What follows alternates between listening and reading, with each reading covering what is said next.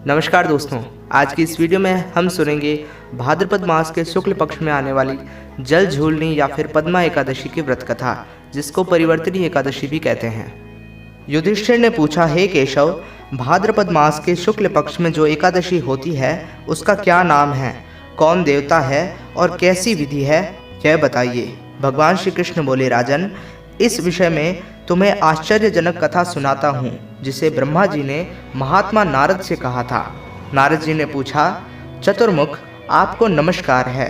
मैं भगवान विष्णु की आराधना के लिए आपके मुख से यह सुनना चाहता हूँ कि भाद्रपद मास के शुक्ल पक्ष में कौन सी एकादशी होती है। ब्रह्मा जी ने कहा, मुनिश्रेष्ठ, तुमने बहुत उत्तम बात पूछी है, और क्यों ना पूछो, वैष्णव जो ठहरे। भादव के शुक्ल पक्ष में एकादशी पद्मा के नाम से विख्यात है। उस दिन भगवान ऋषिकेश की पूजा होती है। यह उत्तम व्रत अवश्य करने योग्य है। सूर्यवंश में मंधाता नामक एक चक्रवर्ती सत्य प्रतिज्ञ और प्रतापी राजर्षि हो गए हैं। वे प्रजा का अपने औरस पुत्रों की भांति धर्म पूर्वक पालन किया करते थे। उनके राज्य में अकाल नहीं पड़ता था, मानसिक चिंताएं नहीं सताती थी और व्याधियों का प्रकोप भी नहीं होता था। उनकी प्रजा निर्भय तथा धन धान्य से समृद्ध थी। महाराज के कोष में केवल न्यायोपार्जित धन का ही संग्रह था। उनके राज्य में समस्त वर्णों और आश्रमों के लोग अपने अपने धर्म में लगे रहते थे। मंधाता के राज्य की भूमि कामधेनु के समान फल देने वाली थी। उनके राज्य करते समय प्रजा को बहुत सुख प्राप्त होता था। एक समय किसी कर्म का फल भोग प्राप्त होने पर राजा के राज्य में 3 वर्षों तक वर्षा नहीं हुई। इससे उनकी प्रजा भूख से पीड़ित हो नष्ट होने लगी। तब संपूर्ण प्रजा ने महाराज के पास आकर इस प्रकार कहा। प्रजा बोली, नृपश्रेष्ठ, आपको प्रजा की बात सुननी चाहिए। पुराणों में मनीषी पुरुषों ने जल को नारा कहा है। वह नारा ही भगवान का अयन निवास स्थान है, इसलिए वे नारायण कहलाते हैं। नारायण स्वरूप भगवान विष्णु सर्वत्र व्यापक रूप में विराजमान हैं। वे ही मेघ स्वरूप होकर वर्षा करते हैं। वर्षा से अन्न पैदा होता है और अन्न से प्रजा जीवन धारण करती है। नृपश्रेष्ठ, इस समय अन्न के बिना प्रजा का नाश हो रहा है, अतः ऐसा कोई उपाय कीजिए जिससे हमारे योगक्षेम का निर्वाह हो। राजा ने कहा, आप लोगों का कथन सत्य है, क्योंकि अन्न को ब्रह्म कहा गया है। अन्न से प्राणी उत्पन्न होते हैं और अन्न से ही जगत जीवन धारण करता है।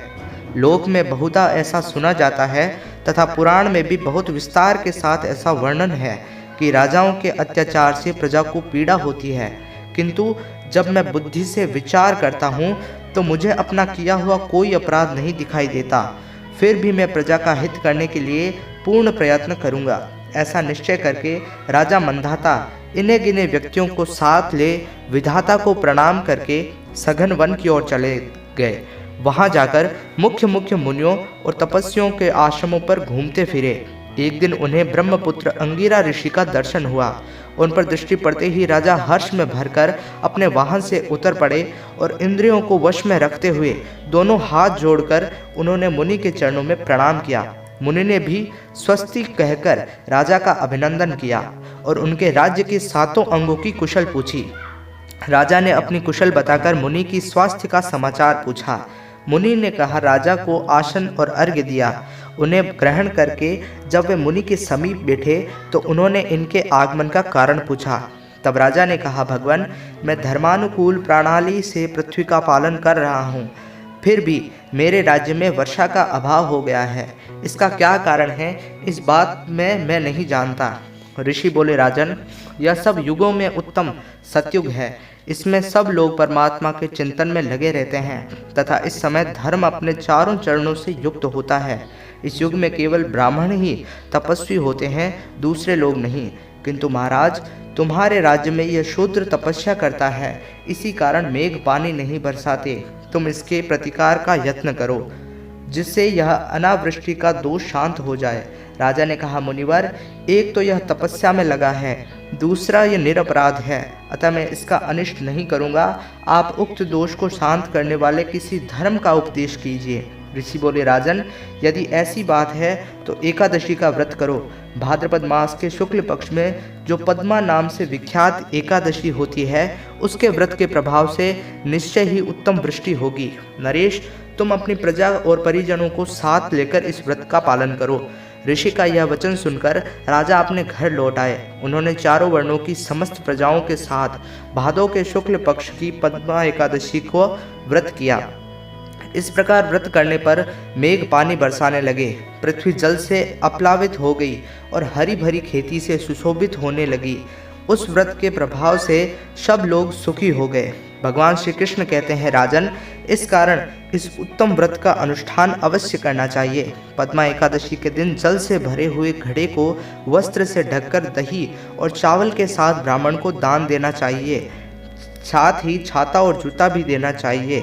दान करते समय निम्नांकित स्मरण करें। बुद्ध श्रवण नाम धारण करने वाले भगवान गोविंद, आपको नमस्कार है, नमस्कार है। मेरी पाप राशि का नाश करके आप मुझे सब प्रकार के सुख प्रदान करें। आप पुण्यात्मा जनों को भोग और मोक्ष प्रदान करने वाले तथा सुखदायक हैं। राजन, इसके पढ़ने और सुनने से मनुष्य सब पापों से मुक्त हो जाता है।